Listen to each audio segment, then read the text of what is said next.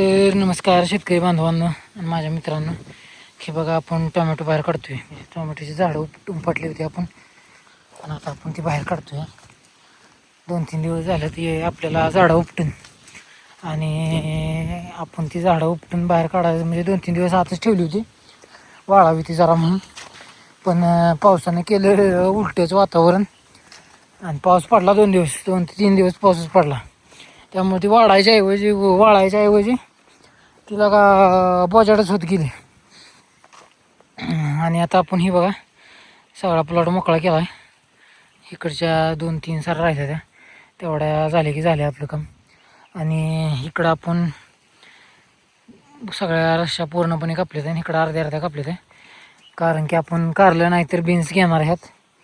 आपलं पीक झाले फायनल, पण ते आपण तुम्हाला डायरेक्ट लावताना सांगू. शेतात आधी आपण माती भुसभुशीत करायला ॲसिड वगैरे सगळं सोडून घेणार आहे आणि औषध सोडून सगळं बुरशीनाशक कीटकनाशक मग आपण लागण करणार आहे. तर आजचा दिवस जाईल ह्याचा असाच. उद्या औषध वगैरे सोडूया. आणि इकडंही ठेवण्याचं कारण एवढंच की कसं काय होते म्हणजे वेल चढायला ही मदत करते का नाही ती बघायची आपल्याला. आणि त्या हिशोबानं मग पुढच्या वेळेस पण आपण असंच करणार आहे. आणि ह्यानं काय होतं पावसानं तार खराब होती त्यामुळं आपण जास्त ठिकाणी ही रश्या नाही ठेवल्या. इकडे 7 साऱ्या तेवढ्या आपण म्हणजे 5 कोशा आणि 2 ही अखंड साऱ्याच तेवढ्या फक्त अशा कापल्या त्या. नाहीतर इकडचे सगळ्या आपण रश्या काढून घेतल्यात कारण की ही तार खराब होऊ नये म्हणून. आणि ह्याचा जर आपला एक्सपेरिमेंट सक्सेसफुल झाला तर इथून पुढं आपण असंच करणार आहे पुढच्या वर्षीपासून. आणि ही बघा आपली तंबाटी खाली पडलेत सगळी दिसत असतात तुम्हाला सरीतनं. आपण आता ओझं बांधूया आणि वजन आपण बाहेर काढतो डोक्यावर. कसं होतं एका सरीत बघा तरी 3 हेलपाटा होते. ते 3 हेलपाट्यात बाहेर निघते सगळं एका सरीचं म्हणजे 2 सऱ्यांचं. आणि की आपण हे जो उपटून एकाच सरीवर असं टाकलं कसं केलं हे बघा. तिकडच्या 2 साऱ्या कोशा साऱ्या उपटायच्या राहिल्या तेवढ्या काय आपण थोड्या वेळात लगेच उपटून टाकायला त्याला काय आपल्याला लई नाही. इकडचं उपटायचं आणि बाहेर काढायचं महत्त्वाचं होतं. त्यामुळे ते तर आपलं झालं उपटून वगैरे.